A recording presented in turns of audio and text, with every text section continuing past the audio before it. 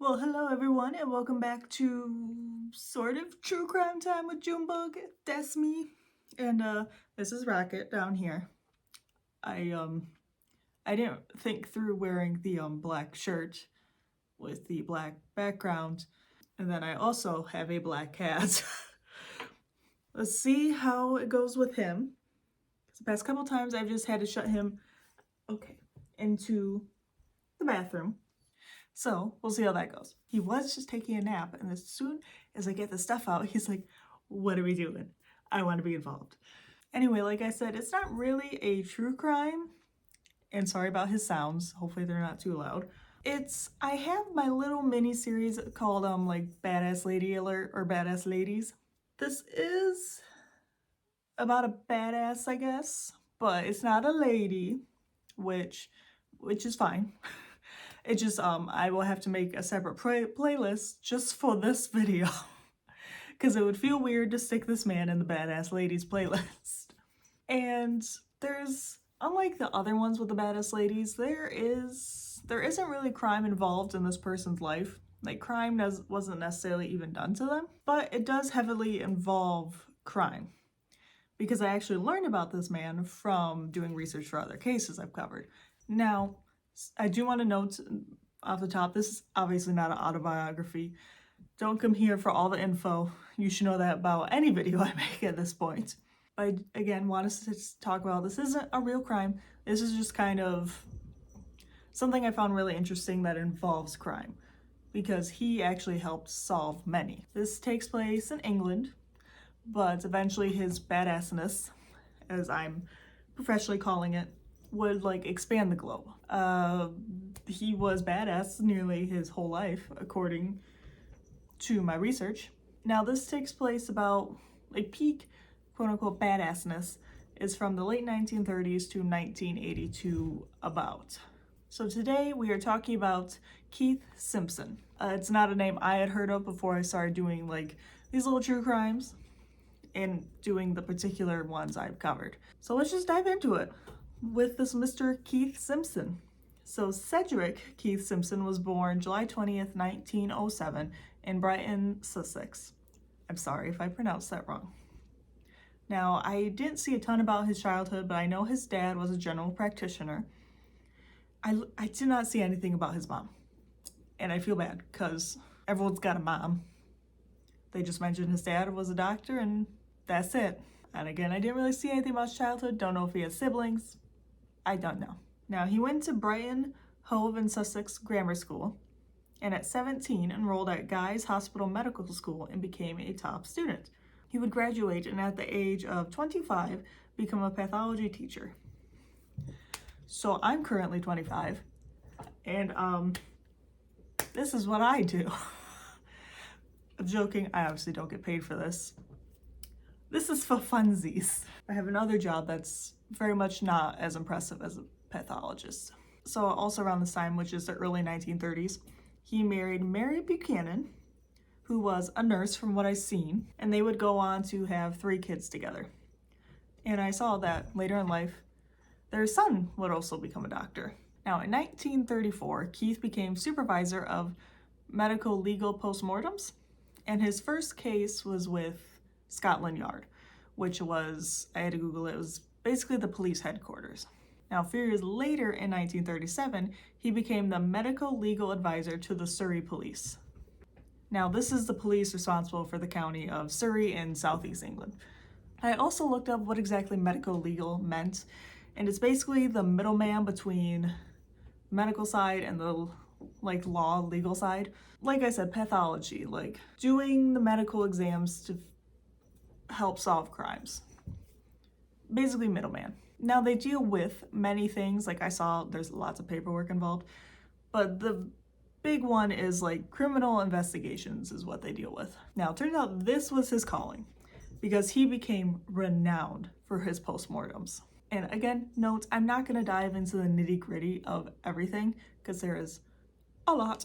Like, it would take way too long. The video would be hours long to cover all the things this man did with his very long career. But he did he wrote a book called 40 Years of Murder, So it's almost an autobiography mixed with like things he learned and seen, and I do want to read this. I have not read it. I would like to.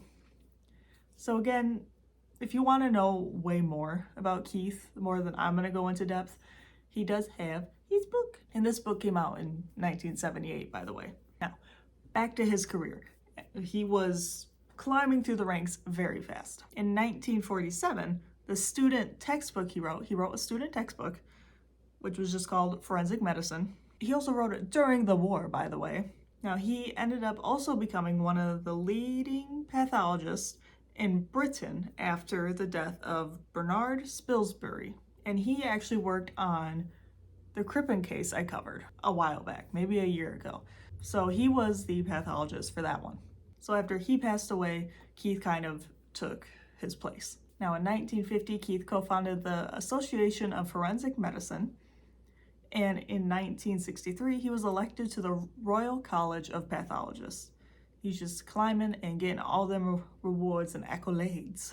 Again, so many things. He was part of so many associations. He received so many awards. He eventually was given or became a CBE, and he would eventually be known as a pathologist who had done the most postmortems in the world.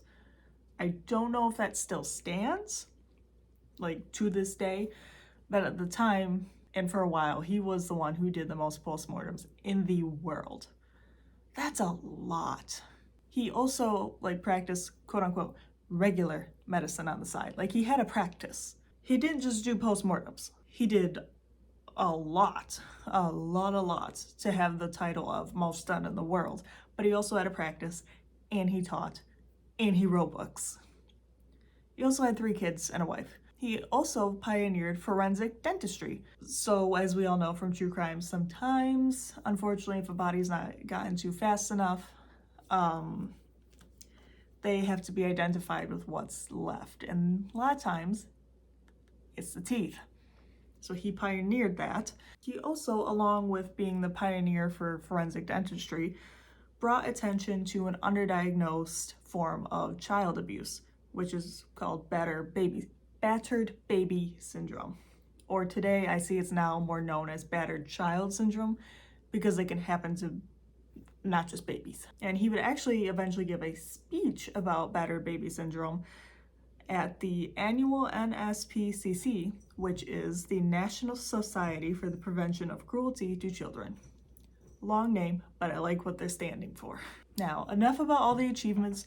It probably went in one ear out the other with me explaining it. But let's talk about his most famous cases, which is what drew me to doing research about him. Now, just to warn you, there are quite a bit I'm going to be going through fast. I'm not doing a deep dive on each case. Don't worry. There's a lot of them. But remember, there's also a lot of postmortems he did, a lot, that are not considered famous. Sorry if I keep looking to the side. I'm making sure he's being a nice cat, a nice kitty. He's playing with Lamb Chop right now. Now I'm gonna go by year because that's how I found them when I did research. So here we go into Keith Simpson's most famous cases. And we're gonna start in 1942, and he worked on Rachel Dobkin, who was killed by her husband, unfortunately, Harry.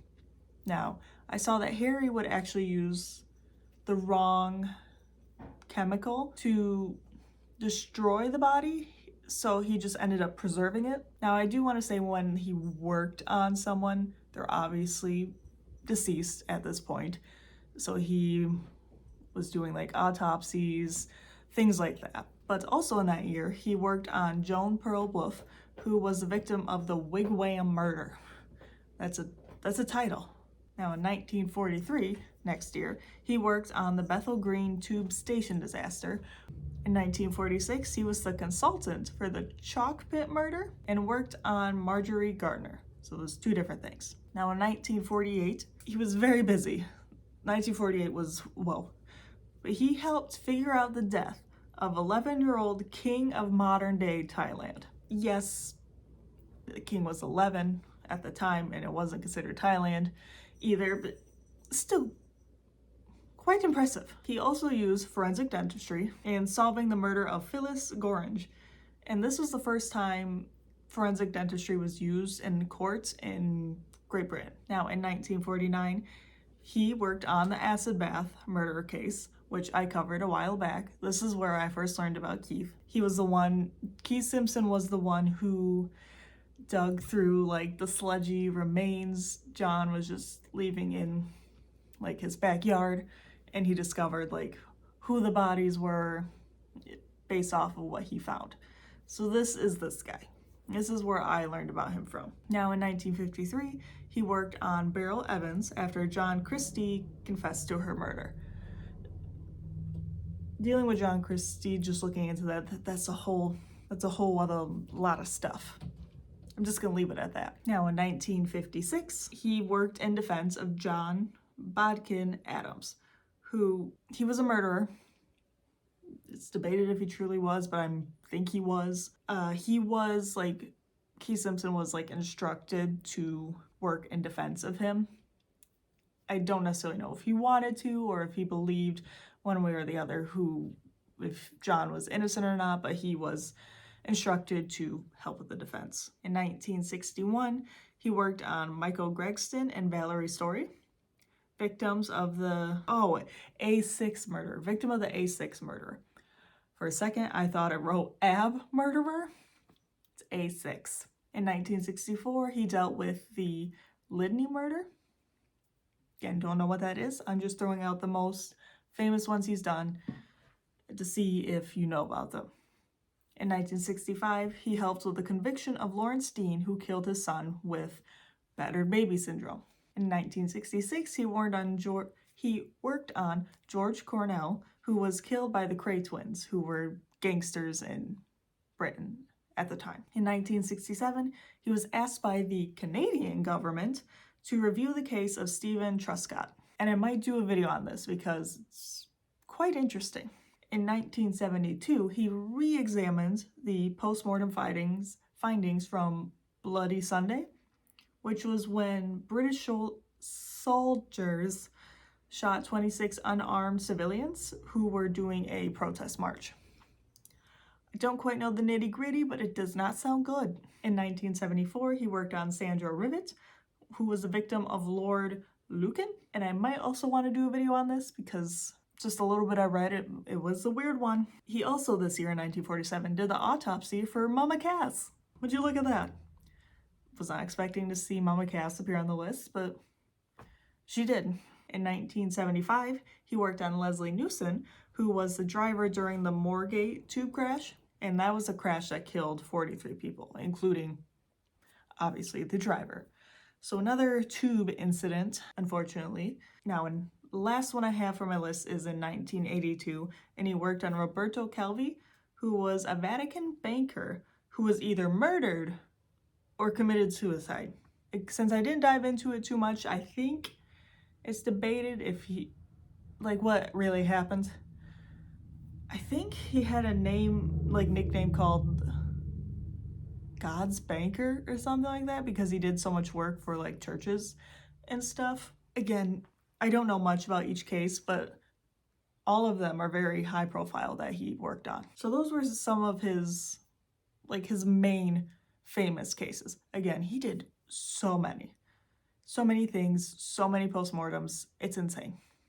We would be here for days talking about them. But even though he did all these great things, things weren't always great for Keith. His wife Mary, who I mentioned at the beginning of the video, she would die in 1955 from MS. They were married about 23 years. He married again the next year, which seems fast to me, but whatever. But he married, I saw it was his secretary, which I'm like, okay. But her name was Jean Scott Dunn, and they were married 20 years before she passed away from cancer, and she passed away in 1976. He married his third and final wife, may I add, Janet Thurston, in 1982. And they were together until his death 3 years later. And he passed away July 21st, 1985, one day after his 78th birthday. He lived a very long life. Well, that's 78's, I feel like, about average. I don't know what he passed away from. I don't know if it's like something in his autobiography, obviously not a part he wrote, but I couldn't quite see what his cause of death was. So he did all these great things. His personal life wasn't always the bestest. And he actually would be considered controversial depending on the lens he was seen through. Like, depending on the time period, or like your age, or your personal beliefs. He had some controversial things to him. Now, he was very against homosexuality, saying, quote, "They are rotting the fabric of the arts as well as the more solid principles of family life," end quote. I don't know what it means by the arts, like if he's upset that gay people are painting more. I don't know. But he was very against homosexuality. He, however, was adamant abortion should be legalized. So again, depending on the lens, very controversial. He stated, quote, "Saw at least 2 young girls a week who died as a result of septic abortions," end quote. So botched illegal abortions. I can imagine seeing that multiple times a week, every week. It would hurt your soul after a while. So I could very much see where he is coming from in that stance. And that's about where my knowledge comes to an end. Again, he wrote his own book, which I want to read. If I had read it before this video would be extra way too long. I guarantee it. So I didn't. Now there's obviously more to be found online. He has his book. And I just kind of want to talk about how cool he was. Like, he seemed pretty cool to me. He did all these things for forensic dentistry, pathology, battered baby syndrome. And since he's very much related to true crime, I was like, well, it's sort of in my little niche here. I'll talk about him. But also, 2 side notes before I go. 1, I saw one page that said he retired in 1972. I don't know if that's 100%, but if that's the case, that meant he helped solve crimes and do postmortems 10 years more after he retired. So he kept on working. It kind of shows that he truly did have a passion for what he did. So basically almost the rest of his life after he retired. The last famous case I mentioned was in 1982, and he passed in 1985. So 3 years later. Now, 2, side note, hopefully he, in fact, did all of these cool things that I've mentioned and didn't steal anyone else's, thunder. Because ever since learning more as I've gotten older and how much history sometimes can be buried, hopefully it wasn't someone else and he's just like, I did it. I don't think he did, but in the off chance someone's in the comments is like, actually it was my great aunt Ethel who did all this, I'm sorry in advance, okay? I think he did everything that we mentioned, but it's just, I do want to throw that disclaimer out there. And that's about it. I just thought he was cool. He was related to true crime, and sorry if his video is a bit scattered, but I just thought more people should know about Keith Simpson. And maybe they do. Maybe I'm behind, which wouldn't be that weird. But anyway, thank you for watching, and I'll see you next time for an actual, true crime. And yeah, hopefully you didn't hear Rocket too much in the background. Here, say goodbye. Say goodbye to the people. Bye, guys. Woo. Say bye.